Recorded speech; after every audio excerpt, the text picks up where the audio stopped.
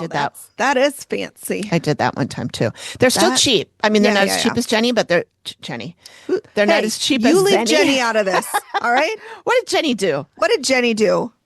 Ow. Jenny's just minding her own business. There's an 80s song about Jenny. Yeah, 8675309. Is that her phone number? Yeah. Is that how you call Jenny? Oh, yeah. Okay. 8675309. Okay. Yep. I knew those. I just couldn't think of it. Yeah, I'm off today. That's all right. We got a new, not really a new, but an updated review. Ooh, there it is. There it is. But oh my God. I love it. And she's sweet. Can I read it? Yeah, go ahead. Oh my God. Quote, this is the podcast equivalent of a mug of hot cocoa. I'm going to cry. On the couch when it's snowing outside. The hosts are funny, friendly, and say very Midwestern things like oofda, which I love. No complaints. No complaints for you. We love you so much. I know. She's great. And I know you might think that we put the oofdas in, because we're Midwestern. No, they just come organically. A lot of times, yeah. We don't have to think about them. Yeah. We will just say them. Yeah. Oofda and op. If I had a nickel for every time I said op, I could retire. That is the sweetest. That almost made me cry. Yeah. That is so sweet. Yeah. Right. All right. Should we jump on in? Let's just jump right on in. Let's just dive in. The main event. It's time for Research and Rabbit Holes, where the facts get weirder and the ghosts get louder. Main event. All right. Well, welcome back, everybody. Tonight, we are doing our deep dive into the Dead Files episode we recapped last time, which is Lady in Black Season 10, Episode 6. So this is Amy's Research and Rabbit Holes. Amy told me I could look at the notes that she has in there, but we all know I didn't. So listeners, you and I are going to be having the same reactions. Yeah. Because I like to be surprised. I don't like to know. Yeah. No, that's fine. I wasn't meaning that you should have studied ahead of time. I just meant while we're doing this, go ahead and look if you want to. But if you don't want to, that's fine. She just had a break to scold me. And she was like, I told you this was going to be on the midterm review. I told you. And you didn't study. And then she goes, I'm not mad. I'm just disappointed. Disappointed. Yeah. So just kidding. She didn't say that. Yeah. No. This reminds me of Shut the Fuck Up, Nick Lachey. Yes. Where Daisy and Ellen, and Ellen's always like, Daisy, can you just mute for a second? I want to, like, she acts like she's taking it offline, but they're still rolling. Yeah. And then she'll be like, Ben, or whoever their editor's name is, cut that part out. And he never does. But she's always like scolding Daisy. Like, can you just not be like that? Can you just like, they do that. What are you talking about? Ellen and Joey do that on the I Think Not podcast too, where they'll be like, I just want to, Joey, what the fuck are you doing? Why are you making me look so fucking dumb? You do this you're not better than me. Like, it's just so, and then they go, okay, we're back. Nobody, you guys didn't hear that? Okay. The thing about good podcasts is, like ours, is I feel like Joey and Ellen are my friends. Yeah. They have no idea who I am, but I'm like, we're best friends. Like, we hang out, like Daisy and Ellen and we're going to hang out this weekend. Yeah. And that's how it should be. Yeah. I mean, that's the kind of podcast that I tend to go back to. From. Yeah. Because it's just it's like you feel like they're talking to you, not at you. Right. And so that's why I love I Think Not with Joey and Ellen. I laugh every single episode. Yeah. Every single episode. And I have like those niche inside jokes that every time I hear it in the wild, I want to say it, but I'm like, nobody's going to get this. And then I'll look like a fucking idiot. But they would laugh. Yeah, they would. Yeah, so, I love that. Yeah. All right, let's do it. All right. So we're going to just get into it here. Let's dive in. All right, let's dive right in. My notes. Where are my notes? I have some over here. So we're not diving in. Amy's got to find her notes. Yeah, I just had them in the wrong tab. I didn't have it open. All right. So usually the first thing I do is search for the clients and or the house. I found both. Kelly and Mike, according to Zillow, are still living in that house. Wow. I found the house on Zillow, and it shows the last sale date was November 1st, 2013. And this episode was released in 2018. So that's got to be her. Mm-hmm. And it sold, when they bought it, it sold for 69% under the asking price. It dropped. Wow. So it was in July of 2013. It was on the market for $109,000. And then just 4 months later, it dropped almost 70% in price. And so, remind the listeners where this is again? This is in Marshalltown, Iowa. Wow. Yeah. I wonder if it dropped because of the activity or if there was something else or if it was just on there for a long time. Because that 2013 was not. Yeah, it was only on that for that amount for 4 months. And then it dropped. But that's kind of a long time when you're selling a house, isn't it? Yeah, I guess. But I mean, it depends. But then to drop 70%, like usually you drop a few thousand. Right. You don't drop fucking 70%. Right. Unless you're me trying to sell my mom's condo. But which, hey, if anyone's interested, condo in Minneapolis. Interested, yep. It's actually a co-op, which is what is scaring people away. But it's a great spot. Anyway, so I found a Facebook post that was about this house. And I was reading through all the comments, and one person said, I grew up in this house from 1971 to 1986. Great place with nice neighbors. I even helped build the deck. I saw the dead files. I saw the dead files show, LOL. Not haunted then. And my bed was up against the attic stairs. Lots of good positive memories. Mm-hmm. Okay, that doesn't mean that it wasn't haunted. That person might have just been a null. Yeah, yeah. And the ghosts were probably pissed off. Like, what do we got to do to scare this person? Do I have to push your face into the stairs? Son of a bitch. Sorry, everybody, for your children listening. Hey, we have a disclaimer on it. We do. So someone else then said, well, I lived there for 15 plus years, never anything but a great childhood. Yeah. But that made me wonder, okay, so these people may be just not sensitive enough to be aware of it. But also I wondered if maybe from Kelly and Mike's investigations, because, they were paranormal investigators. Yeah. Yep. Maybe they brought something home. I mean, they could have. Probably not the dead lady carrying the 2 children around because she died in that house. Yeah. But, there were other people that didn't match up, that like when I looked back, they never actually matched up to the people that we were talking about or that Steve found. So those could have been people that, just came home with Kelly and Mike sometime.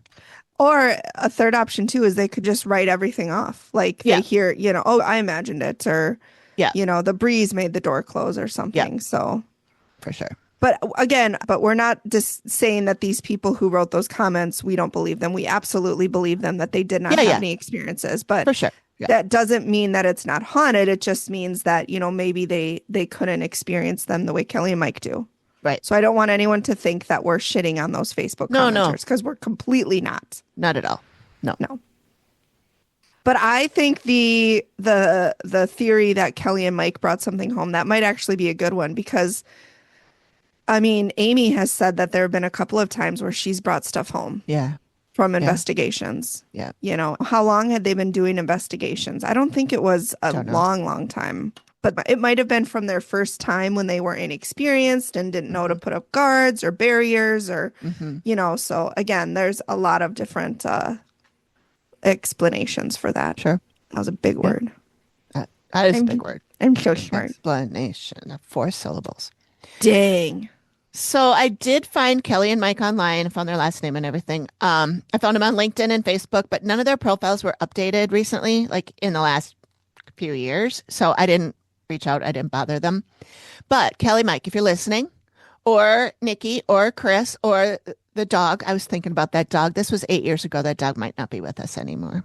Probably not. But he sure was a cutie. He was a cute, good little puppy dog. But anyway, we'd love to talk to you if you want to come on the show and give us your experiences. That we really liked you, and my gosh, we loved you. Yeah, and we thought it'd be really fun to talk to you. So if you're out there and you're listening, DM me, email me, send a message. Yeah. Lots of ways to contact. Lots of ways. There's even a phone number that you can call. There is. I don't think I post it anymore because I was starting to get a lot of spam. Like I was starting to get a lot of just junk randos calling and hanging up and shit. But you can leave a voicemail on our website. Yeah. Or you can send a text or DM or whatever. Anyway, there was in the one person on the Facebook post. I'm back to that now. The Facebook post. Sure. One person posted a photo of the filming at night. Shows like Amy and Matt out front by the car and all that's all lit up. And then there's also lights on inside the house. So that must have been before they went in. Yeah. Like they must shut off the lights when Amy comes in. Yeah. Anyway. And then one comment said that a couple days after the episode aired, the house was hit by a tornado. Oh my gosh. Yeah. And that's scary. Yeah. And when I Googled Mike, I found that he was quoted in a newspaper article about the tornado. Yeah. And he's mostly talking about when he was at work, because wherever he was working in downtown, it got hit there. But I read it a while ago. I don't really remember everything he said, but I'll put the link to that blog post. I'll link it in our blog post. That is so scary. I know. So I did find out some more stuff about them, but it wasn't relevant to this, so skip it. When I looked up Angela Braddock, and I'll get to her next, I found on her wiki tree, which I didn't even know that was a thing. Is that like a family tree? Maybe, yeah. Oh, okay. There was an email in her profile that was written by Kelly and Mike. Oh, yeah. To a woman named Kay Braddock, who I assume is a relative of Angie Braddock. Sure. I tried searching all around to see if I could find her. And I was like, well, if she's Angie Braddock, because Angie Braddock married Kendall Roberts, so her last name was really Roberts, which means that Braddock is her maiden name. Yeah. So now we got to look for people who were connected to Angie, not to Kendall. And I got that sounds complicated. Rabbit hole that didn't go anywhere. That ended in a dead end. Yeah. I hate it when those rabbit holes end in a dead end. I know. So do the rabbits. So I will read you that letter. Okay. It's an email. Which is just a modern day letter. It's a modern day letter. That's right. Yeah. Okay. So this is from July of 2017. Okay. So would have been probably just before they showed the up. Dead Files. Yeah. The Roberts were the original owners of a home we purchased 3 years ago. The home was built in 1910, located across the street from my childhood home, my parents. We kept our other home and spent 2 years working on this house prior to moving in. The relocation was to be closer to my parents and to assist them as they need. Strange things happen in our home quite often. Wine glasses fly off the rack as we pass by. The covers get pulled off our bed. Absolutely not. She talked about in the show. Yep. My husband and myself have both been scratched in our sleep. Was it the dogs? It was that little white dog. Were you boozing? 2 of our grandchildren, ages 3 and 4, asked who the old lady was in our spare bedroom upstairs. Goodbye. Yeah. They had evidently been talking to her while they were up there. Sure. No. I could go on and on, but I simply want to give you an idea of the vast amount of activity that takes place in our home. And then it says, next, we own a business here. One of our businesses we recently found out used to be a boarding house in the 1800s, early 1900s. Great. Kendall Roberts, which is Angie's husband, the faith healer, was a resident there. We also started having activity at the office after we moved into our home. Our office was in that location for 11 years prior to that with no issues. Interesting. So that tells me they brought something there too. So the office was the same, but then they moved into the new house that they had been doing construction on. And then once they moved into that house, then the office. Yep. They for sure brought something or something followed them. Yeah. Let's see. It gets better. Great. My husband has spent several years compiling data from cemeteries for Find a Grave for genealogy use and others. He has done most of the cemeteries in central Iowa. Marietta Cemetery is the one that he photographed and uploaded all the details from.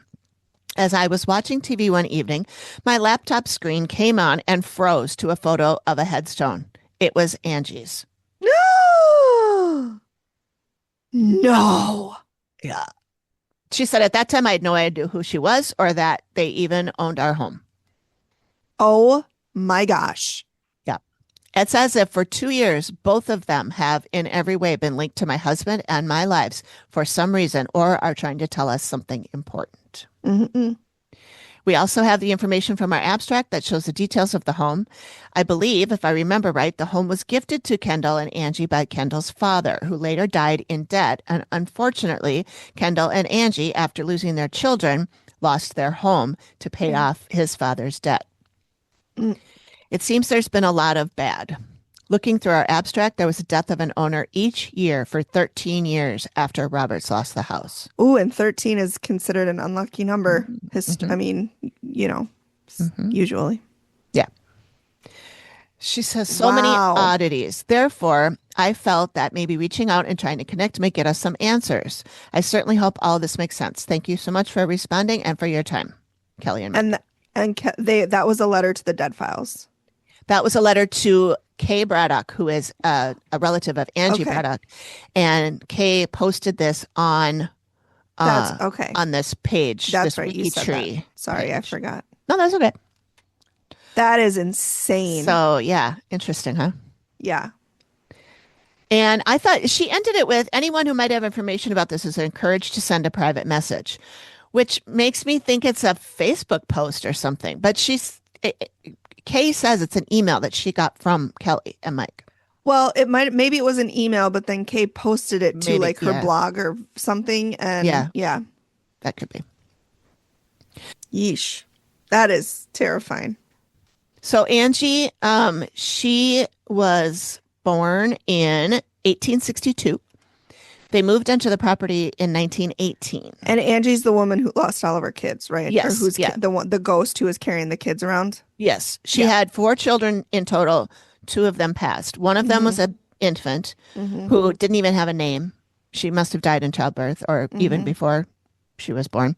Yeah. And then the one that choked on a button, that's Paul Roberts, and he died when he was 3. Yeah. And then Angie died on March 26, 1922 in that house. Her death certificate says that March 27th, but the wiki thing said, or the genealogy thing said it was March 26th. I don't know. 1 day difference. Who cares? Yeah. Yeah. Not a big deal. No. So I had trouble finding Kendall Roberts. Remember they talked about how he was responsible, or that people believed he was responsible for deaths of people who were sick, that he was trying to because he was the fake doctor. Yeah. Yeah. So I Googled him and I had trouble finding him because his name is spelled different every time I turn around. Great. So it's either, so in that letter that Kelly wrote, it is Kendall. His death certificate says Kendell. Okay. And the newspaper calls him Kendall, Kendall, or just KC Roberts. I would go off the death certificate. I would too. Because these are definitely about him. Yeah, the articles I found. So, there at one point there was a coroner's inquiry regarding the death of a church member, and this was in February of 1898. But the jury was censured. Now, I didn't know what that meant, so I asked Morgan. Can I take a guess at what it means? Is it like the jury is anonymous and you don't know who's in the jury, but like a spokesperson says no? Okay, I got nothing then. Nope. I'll read a little bit of the article. It says the coroner's inquiry sitting in the case of Miss Mary Rambaugh, who died at Marshalltown after being treated by K.C. Roberts, a Christian Science healer, returned the following verdict, which leaves the questions open to further prosecution if desired. Now, this is in quotes.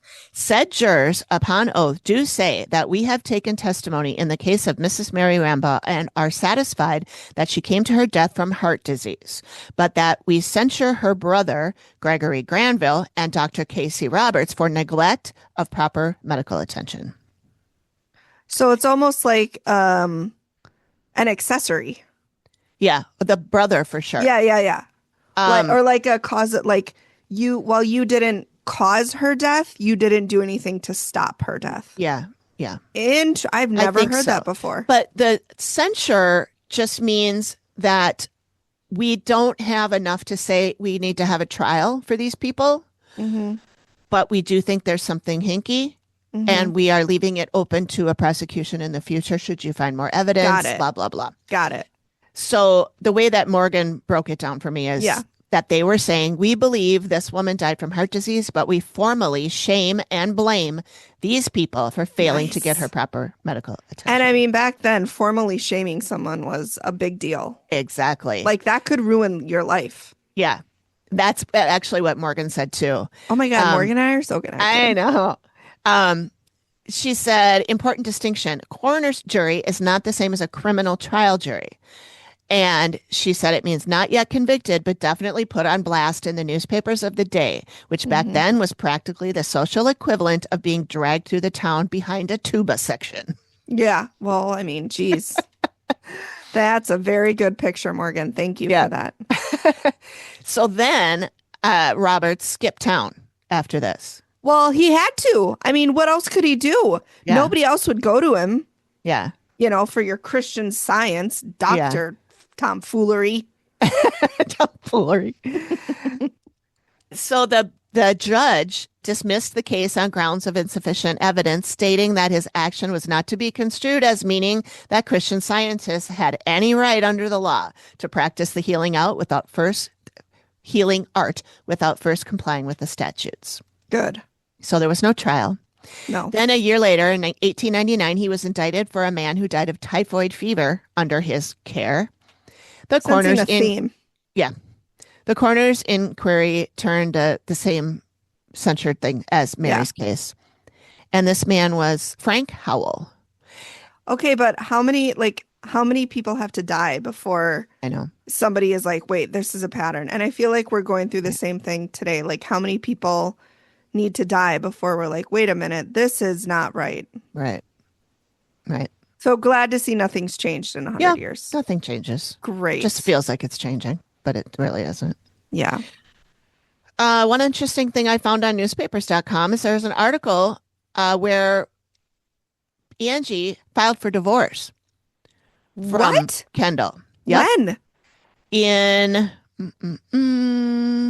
let's see if I have the date. Because the last two trials you talked about were late 1890s. Right. It was 1899, I want to say.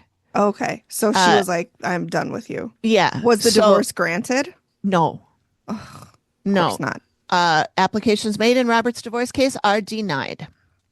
Of course not. Yeah. So she was divorcing him, saying that he neglected his family due to the defendant's work in the church. She claims that that was a terrible thing for her to have said, honestly. Yeah. And I'm not blaming her, but like he's been on trial here for fucking murder twice. Like maybe use that. Yeah. I mean, that's probably a good portion of the reason. And that he's sending money to other people in the church. Mm-hmm. Well, that wouldn't have flown. I'm sorry, but like, and I'm not blaming her. Like she had limited resources at the time. Yeah. But the 1890s, you know, from what I remember, that was like it was yesterday. Like it was yesterday. America was still pretty religious. So, you know, trying to divorce somebody because they're giving too much money to a church, nobody's going to see that as being harmful. Although I don't think that people saw his church as a church like you would see that, you know, your Lutheran church or your Catholic church. Because it sounds to me like they all thought it was like it was tomfoolery. Exactly. Yeah. But anyway, she did not get the divorce granted for her. And so she applied for the divorce in October. It was denied in November. She was still married to him. They were still married at the time of both of their deaths because their death certificate has each other as like his says widowed. Yeah. Because he died a year after her. His says widowed. Hers says married to. Yeah. And so she was married to him for 24 years after she tried to divorce him. That's got to have been horrible for her. Yeah. Because not only do you have to live with it, but now he knows that you wanted to leave. So what's he going to do with that? Probably nothing that he wasn't already doing before. That's true. I mean, so yeah, he died of chronic kidney disease, which I looked at it. It didn't say kidney disease on the death certificate. So I was digging around and trying to figure out what did the death certificate say? It said CR period nephritis. So chronic nephritis, which is kidney disease. Oh, I just didn't know that. Yeah. That's what it said. And then when I saw that's what it said, I'm like, what does that mean? Yeah. Why do we got to use fancy words, you guys? I don't know. Just say kidney disease. Old timey. Yeah. So he died just 1 year after Angie, but he did not die in the house. In fact, he wasn't even living there. His death certificate shows that is from the county Cerro Gordo and Mason City as the city. So I'm going to assume they were separated. I was just going to say maybe they were only married in name and like they were completely living separate lives, which I hope so for her sake. Yeah. I don't care about him, but I hope so for her sake.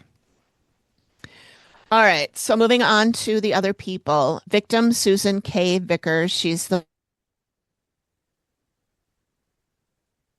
veterans home, and she was kidnapped and murdered and blah, blah, blah by Jerry Sumter Jr. He's the one with all the... Oh, no, he's not the one with all the appeals. I get Jerry and Joel mixed up. I thought Jerry was the one with the appeals. I think it's Joel. Yeah, it's Joel Smitherman. Okay. Anyway, so yes, this was in 1980. She was divorced. She had 3 children. She was an LPN nurse. And her cause of death was basal skull fracture with cerebral hemorrhage. Why you gotta scorn Basil's name like that? They do good work, like pesto. Yeah. Right. We all know how I love pesto. Uh-huh. I do too. So it says blow to the head. This is on her death certificate. It's a blow to the head, and then in parentheses, exact cause and type undetermined. Ooh. I couldn't find anything else on her, but it was a homicide. Yeah. Jerry Sumter Jr. He is the murderer. Mm-hmm. He's the one. Oh, he is. You're right. He's the one that kept filing appeals. Yeah. And we talked about most of these. Megan, you read them, a bunch of stuff that you found, so I'm not going to rehash all that. I mean, he was appealing like very recently, though. Very recently. Yeah. Like I want to say in the 2020s, he had appealed. Yeah, I think so. Yeah. And it was the stupidest reasons. Like, I can't remember them. That's how stupid they were. But I think I read them in this episode. So if you want to listen to what they are, go back and listen to that episode. Yeah, but you can go back and listen to that. They're fucking dumb. They're just dumb. It's like, my page was white paper when I wanted yellow paper. And for that reason, we should appeal. I remember one of them was that he said that the judge didn't explain what reasonable doubt was. Yes. Yeah. And he was like, how is the jury supposed to know? Yeah. And I'm like, they just said I was guilty and that they don't understand that. It's literally the phrase, like reasonable doubt. They're not 4-syllable words like me. Yeah. Like you. Me is only 1 syllable. I know, but like I use. You're right. That was pretty funny. So I did find an article, probably one of the same ones that you found. And so I'll put the links in the show notes and you guys can all dig around that if you want to, or I'll put it in the blog post. But on this one website, a law website called Justia Law, said on February 5th, 1984, he called police from a convenience store to report a murder. The victim was a girl who was working at the store. She was raped and beaten to death, and he was taken to the police. And I couldn't figure out how he was able to be in a convenience store in 1984 when he killed Susan in 1980. Well, the reason... It probably took him a long time to build a case. Yeah. Because, when was DNA evidence? I mean, that was late 80s, I think. I don't remember, but it probably was. I don't know if they even used DNA for this. Well, at any rate, the woman that was in the convenience store, her name was Janet Lewis, or Levis, Levis, spelled differently in different places. But he was convicted in Marshall County District Court and sentenced to consecutive life terms. Okay. And so that is where he was appealing. He appealed all of those too. Yeah. Confession mechanics and, so like he said, it was coerced and all that. And he said they Sure, promised to get him alcohol treatment if he said he did it. And it's all sorts of shit like that. So I did a quick cursory Google search, and it says DNA evidence was first used in a criminal investigation in 1986 in England. So 1986 UK, the first forensic case of DNA profiling to catch a suspect and clear an innocent person. 1987 was the first use in a U.S. courtroom. It was the People v. Wesley.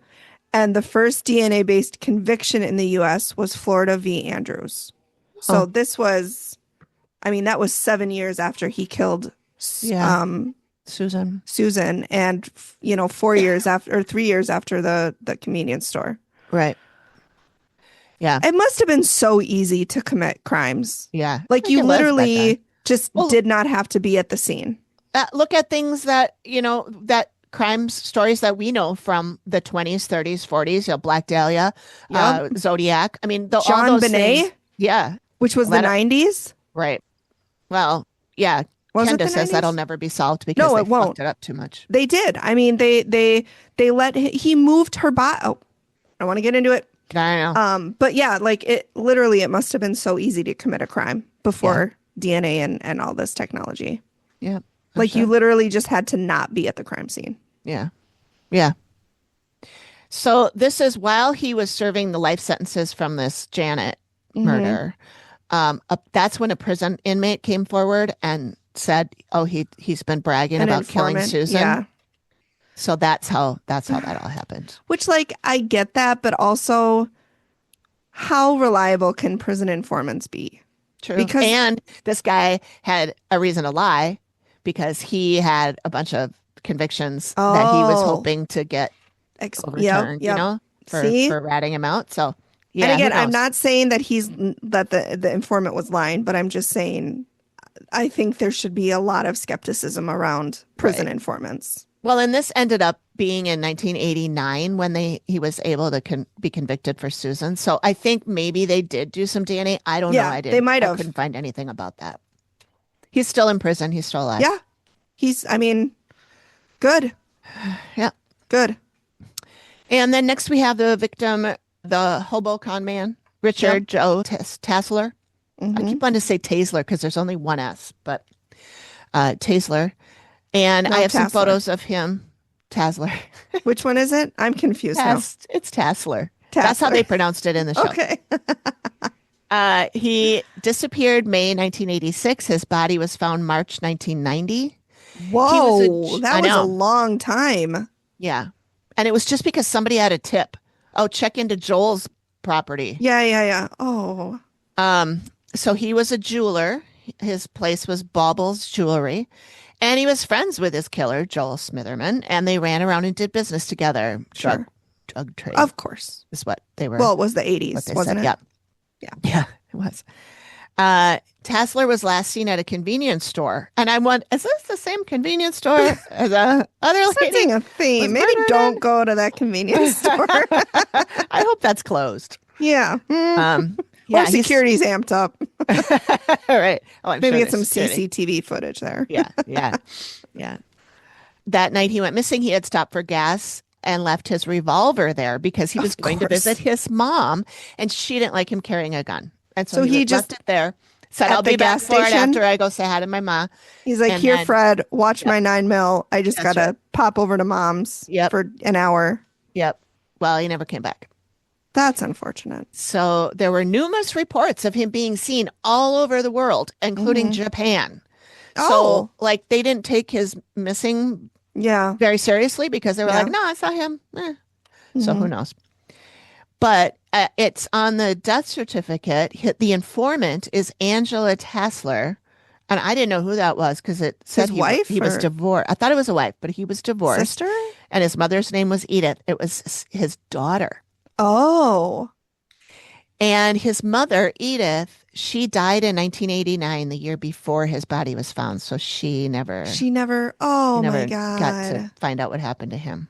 Oh. I mean, she probably knows now. She probably knows. As soon as she passed, she probably knew, but. Yeah.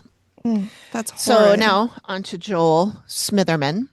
Yes. After Richard's body was found, at this time, Joel Smitherman was already serving a sentence for aiding and abetting and attempting to kill a federal witness. Sure, as you do. Yeah.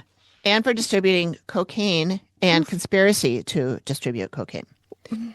So how do you prove a conspiracy to distribute cocaine? You got an email from somebody that says, hey, let's give this cocaine to somebody. I got some coke. You want to distribute it? And they're like, that's conspiracy right there. Yep. If two people talk about doing something, it's a conspiracy. Two or more. U.S. attorney says he was, quote, trying to hire someone to kill the only witness who could connect him to the drug transaction. So you're going to go to prison for selling cocaine or murder? You choose. Well, it's like the people who, instead of get divorced, they kill their spouses. Yeah. Like, really? That was a poor choice. Yeah. My guy, because it's almost always men. I'm just saying. Right. That's right. I don't want to get divorced. I'm going to kill her. Yeah. It'll be easier that way. Yeah. Yeah. I think a lot of times it's because I don't want to split up the money. Yes. Or they don't want to pay alimony. Or like Chris Watts, they want to just start a whole new life with no kids. Fucking hate that guy. Oh, that guy's the worst. Fucking worst. All you had to do was watch 1 second of an interview with him, and you were like, he did it. Yep. He 100% did it. That the first time I saw him standing on the porch, I was like, he did it. That's guy. The guy right there. Fucker. I just wish they'd come home. Well, really? Then you shouldn't have buried him in a fucking oil tank in the ground. Right. You fucking piece of shit. Totally. Sorry, I didn't tangent, but it's always the men. Yeah, we're both pretty passionate about that case. Oh my God. I can't even stand to look at his face. No, I look, I can't even finish a sentence. Aye.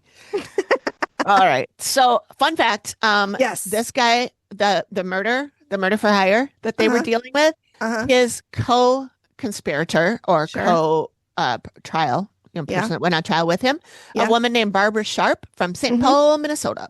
Oh, local Look at us getting out there.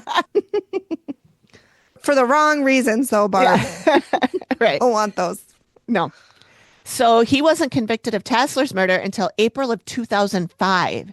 What? Even though they uncovered the body in 1990 and the murder happened in 86. 20 years? Yeah. So then I wrote, what the fuck is going on in Marshalltown police in the 80s through the aughts? 2 murders that took forever to solve. So I thought, maybe I'll look that up. Open cases in Marshalltown, 51. 51 open cases of murder. You should have pulled an Ellen and called up their police department and been like, why is this taking so long? Get on it. Get on the stick. What's the population of Marshalltown? Oh, I don't know. Because if it's like 2 million people, then 51 isn't that much. I don't think. But if it's like 1,000, then 51 is kind of a lot. Yeah. I think it's approximately 27,000. 27. So kind of a 27,886. Are they I all thought it was murders? Smaller than that. The 51, yeah. Holy shit. Yep. So, and in the last episode, we talked about how many peels a person can make and if there are limits. And there are. They are not. Can I guess? Hard and fast. Can I guess? You can, but I won't be able to tell you what the answer is because there isn't really one. Oh, okay. Never mind. I'm going to say 5. Okay. But I know it doesn't matter. Yeah, I don't know how many that guy had, though. I think it was at least 5. But it says, yes, there are functional limits to the number of appeals, although not necessarily a hard fixed numerical limit on filing, especially in complex or capital cases. Defendants generally have an automatic right to 1 direct appeal after conviction, followed by opportunities for discretionary appeals to a higher state or federal courts, often capped by time limits, legal grounds, and finality rules. Got it.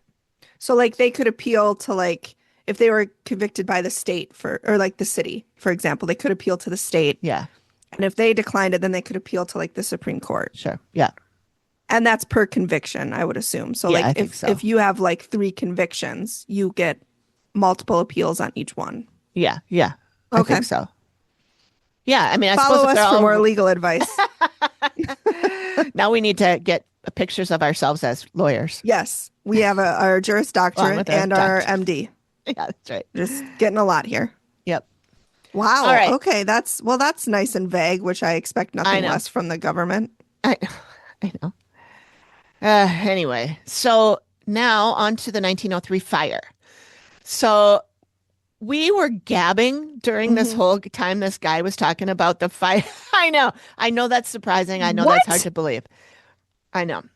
Because this is the one we watched together, right? Yes. At your house. Yeah. Yeah. So I'm looking at, I'm like the 1903 fire. I wrote it down in my notes to look it up. And I'm like, I don't remember anybody talking about a fire. Well, no, because we were yabbity yakking the whole time. So they talked to a guy named Marty. That's Marty Mitchell was the professional that Steve went and historian. Yeah, he was a historian. I think he was a genealogist, not a gynecologist. So it was a fire in 1903. Either Marty gave no details about the fire, or it was edited out.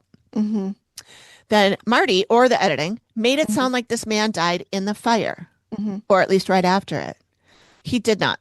Really? This is Ross Ingledew. Marty told us about a father and a son. The son is Ross. He was a firefighter. He was putting out this fire. It was a very cold night, and all the firefighters got very wet from the, putting out the fire, and it was very cold. So a lot of them got sick. Yeah. And so this was confusing to me. So Ross, the son, who was in the fire, it was a bitter cold night. The firefighters worked all night and they were soaking wet. He was the fourth member of the old Woodbury Hose Company under the volunteer firefighter department system to die as a result of a severe cold contracted while fighting a single fire. 4 people died from this? Whoa. So Marty said that he had lung damage that led to TB, tuberculosis, which led to his death. And that's how the other 3 died. So I'm going to put a pin in that for right now. Ross was 24 years old. But this is, Amy smells that burning and she says someone died here in a fire. I'm like, well, it's not Ross because he didn't die in a fire. Yeah. So I think the show was edited to make us think it was Ross that Amy saw, but I don't think it was. Especially if he didn't die the way that they said he didn't die in the fire. And they never talked about it in the reveal either. Yeah. Or if they did, they edited it out. Yeah, exactly. So then the father, Ross's father, is Oliver Ingledew, also known as OL. There's a picture of him in the drive if you want to look. I couldn't find a picture of Ross.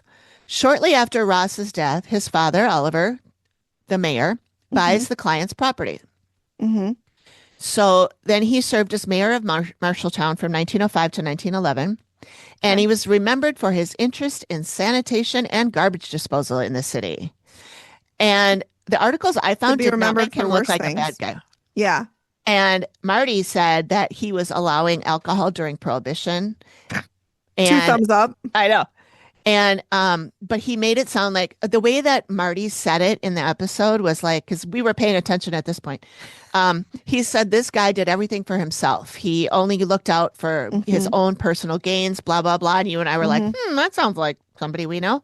Yeah. But anyway, every politician ever. Yeah, pretty much. Interesting. But I felt like the show made him seem like he was more of a bad guy than they've done that multiple times. Yeah, I know. So he passed in 1923? He passed in 1923 at age 61 of diabetes. And when did Ross die? Ross died in 07. Oh, wow. So he lived a long time without him. 14 years. Yeah. I don't know. I don't know. Math. 16? I don't something like that. Some number without him. Yeah. Of diabetes. Diabetes. And this is where Amy was talking about where they kept flashing to Amy, and she was tying her hair under her chin and she was fidgeting. And she said he did bad things. And I'm saying this does sound like it could be Oliver, but if she's saying he died in a fire, it's not, because Oliver had nothing to do with the fire. No. His son died 4 years after a fire as a result of getting sick, lung damage, blah, blah, blah. So then I looked into this because this is our medical, not a doctor section. Yep. Even though my mom always said I couldn't go outside with wet hair because you'll catch your death of cold. Yeah, that's totally not proven. Yeah. I questioned the idea that one could get TB from being out in the cold. So I turned to the Googs, and you cannot get a severe cold or any cold simply from being outside cold or wet, as viruses cause colds, not temperatures. So take that, Babs.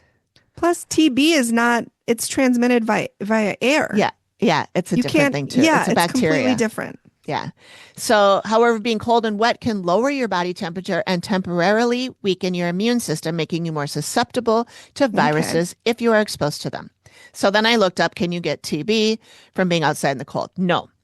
It's caused by bacteria, Mycobacterium tuberculosis, not by temperature. However, getting cold and wet can stress your body, and prolonged exposure to cold may weaken your immune system, making you more susceptible to illnesses if you are exposed to the bacteria, especially through close contact with an infected person.